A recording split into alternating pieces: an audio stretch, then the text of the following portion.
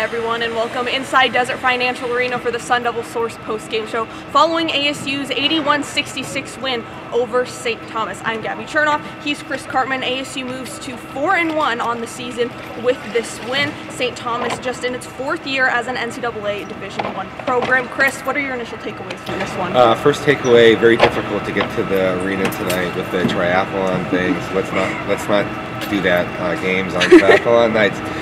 Second takeaway, ASU quite sluggish to start the game. Maybe there was a hangover effect coming off of GCU downtown, 13,000 fans. That was a great environment. They started to press against a less athletic team, and that allowed them to get a spark in the first half. Almost no turnovers by St. Thomas prior to that point, and then they started to have some success. Good motion offense, well-coached team by St. Thomas. Just didn't make that many of its threes, and Jaden Acquaintance and Sheer Jihad kind of dominated the paint.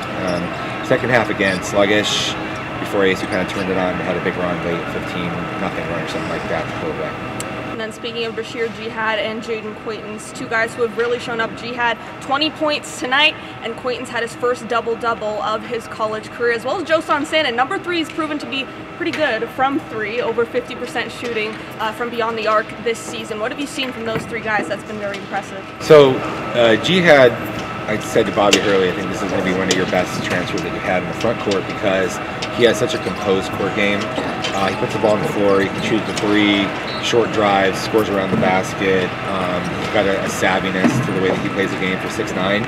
This is an opponent that had not a lot of height, not a lot of athleticism in the front court, only 6'8" at the top, which meant that Sean Phillips didn't really need to play a 7-footer because it's tougher for him to get out and guard onto the perimeter.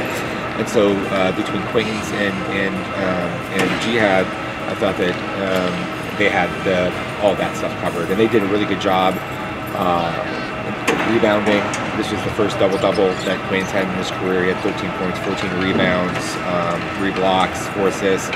Kind of a stat-stuffing performance. He talked after the game about wanting to be more concerted effort on the defensive side of the floor, getting rebounds. ASU was giving up a lot of second chance opportunities to opponents earlier in the year. That didn't happen in this game.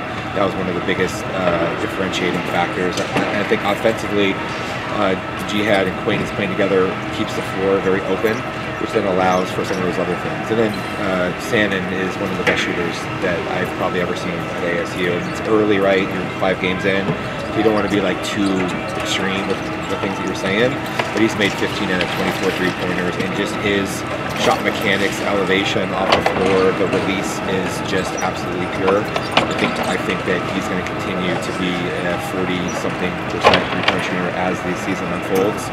And there haven't been too many of those at ASU over the years. I think maybe Richard Kukstis going back like 15 years was like about a 45% from 3. And this is Sandin has that type of capability, but he's 6'5", and he's a pretty athletic guy, so his upside's quite high. Well, we'll get to come back here to Desert Financial Arena on Wednesday as ASU takes on Cal Poly to see more of that really good shooting from Joson Sandin, but that's kind of the last of ASU's low major opponents that they'll face before heading into some tougher play. So, Chris, what's going to be of importance, and what does the home stretch of this kind of lower tier opponent look like? Look, so far they've played to their opponents a little bit too much, whether that is, going to Gonzaga on the road and having a really good showing, or playing against Idaho State or this team tonight. They need to be more consistent with their effort, especially starting their halves. That's where I've noticed that they've had lulls. And then just more of a determined sort of approach on the defensive end. And then their shot selection. This is a better offensive team than most of Hurley's teams have been on offense, I think, with their shot making, but making sure that they continue to take the right types of shots. And if they can put those things together, they should have a pretty good conclusion to their non-conference.